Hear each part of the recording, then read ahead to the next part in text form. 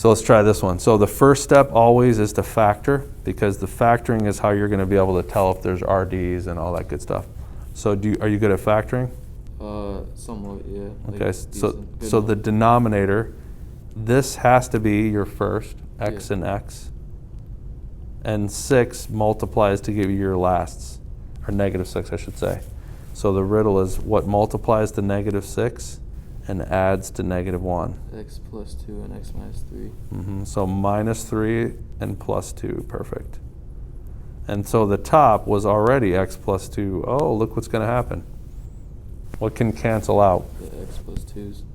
Right, so the x plus 2 cancels, and really this just equals 1 over x minus 3. So this is your new, or your simplified rational function. You see that okay? So let's go through and do a lot of these things. What did I say about the RD? The RD, you look at what you canceled, right? Look at any of the factors that you canceled and set it equal to 0. So if I set that equal to 0, if I set x plus 2 equal to 0 and I solve it, what do I get? X equals -2. Exactly. So there's your RD. Now to find your y coordinate, plug that back in.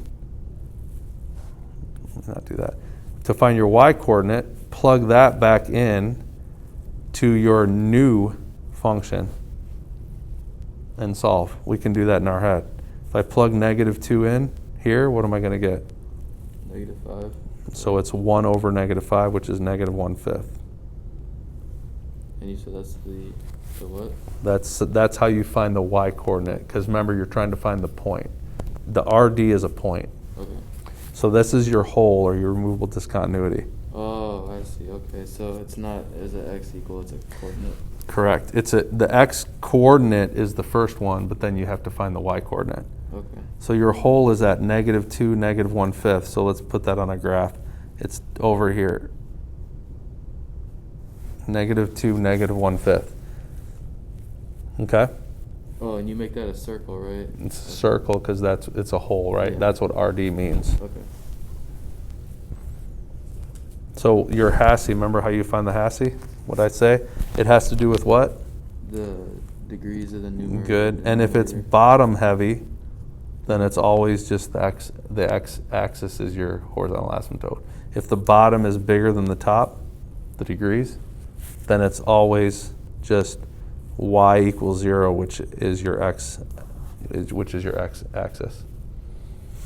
So that's the X-intercept now, is what you said? It's not the X-intercept, it's your vertical asymptote. But Your horizontal asymptote. The end values too, or? It is also the end values, correct. So I'm going to make that yellow. So here's my horizontal asymptote. Just go ahead and just draw it in as you're doing these. And you're right, that also tells you that the bottom, that the end behavior of the graph, it approaches your horizontal asymptote. So your vertical asymptote, remember what do I do for my vertical asymptote? The new denominator set equal to 0. So set that equal to 0, and you're going to get what? I'll just do the work right in here. X minus 3 equals 0, which means x equals +3. There's your vertical asymptote, so let's draw that in. I'll do yellow with this as well. So +3 is here. Okay, how do you find your x-intercept again? The new denominator set equal to 0. The new numerator. Numerator, okay. And notice there's no x's in this new numerator. So is there an x-intercept? No. Right. There's none. And that's okay because we actually have a horizontal asymptote on there, right? So that's not too surprising. Okay. So if there's a horizontal asymptote at 0, is there never going to be an x-axis? Remember what I said before? Yeah, it can get It crossed. can do that, but it's Not likely. I mean, it's likely, but for the beginning ones that you do, they're not giving you too many difficult ones. Okay. It certainly can, but it didn't in this case. Now the y-intercept, remember you set x equal to 0 and solve? So it's 0, comma, I'm just going to do this in my head. When I plug in 0 to the new one, simplify that. Just -3. 1 over -3. Okay. Which is? 1/3. -1/3. So -1/3 is your point. So let's put that in here. Look at where that's at. You see it there? Mm. There's negative 1/3. Okay, well, that's all the information we have. And guess what? That's enough for us to graph it. Actually, it's not quite enough to graph it because it doesn't necessarily tell us what's going to happen on the other side here. But let's do this anyway. We got this. You know this has to go here, right? Mm. Here, let me make this red. You know this has to go here, like that. And it's got to go through here. So watch, I'm drawing it through there. And then it's got to go down like this, right? It can't go anywhere else. I mean, I guess technically it could. No, it couldn't go up. Why could it not go up? From Why here, could this not have gone like this? because of the asymptote. It actually can cross that asymptote, remember? Okay. But remember what we talked about with the X-intercepts? Oh, there are none. There are none, so we know it's not going to cross that because we know there's no X. So that has to go down there.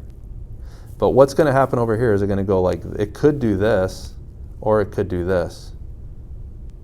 How do I know which one it's going to do? So I'm going to teach you a little trick. In fact, let's take a look at Desmos real quick for this trick. If I have an equation, y equals, let's say 1 over x, 1 divided by x. Look at what that looks like. See my graph?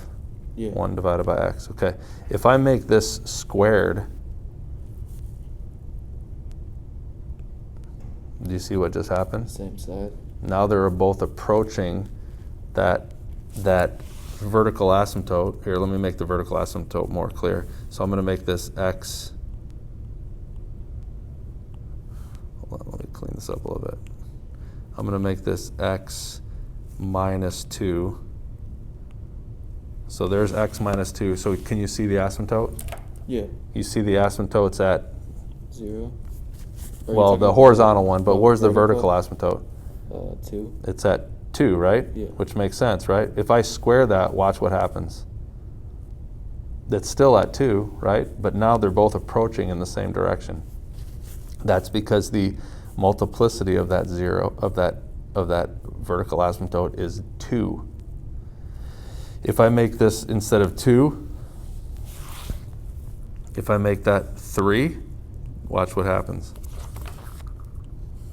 Now it went back, flipped. If I make that 4, watch what happens. So it's evens will Right. follow. So if the multiplicity of that is even, it's going to approach on this. It's going to approach in the same direction. If the multiplicity of that is odd, 1, 3, 5, 7, it's going to approach in different directions. Alright. Okay. Yeah. So then it would be going this So way too. yeah. So that's a nice little trick to know. So you know, see how this isn't. See how there's only one of these. See how there's only one. I'm talking about the multiplicity, which means the exponent. See how this exponent, how many of those are there? X minus 3, how many of the x minus 3s are there? There's just one of them. So they have to approach in opposite directions. So that means this has to approach from here. So you would use the end simplified function for that, right? Correct. Always Okay. use the end one. But that's a really good trick to know. So that's called multiplicity of them. Now you could have also done it by just, like I said before, you could have just put in a t-chart, put some x and y values in there. That's always a good idea. Just plug in 4 here, and that's going to tell you 4. That's going to tell you where this is, and you would have gotten a number something like 2 or something. Let's see, 4. Actually, you would have got 1. You see that it's 1? But your teacher doesn't care about that. But technically, that's not a bad idea to do it also if you have time. Mm-hmm. Just put those points in because then your graph's going to be more accurate. Okay. So that's going to go like that, and that's going to go like that. Make sense? Yeah.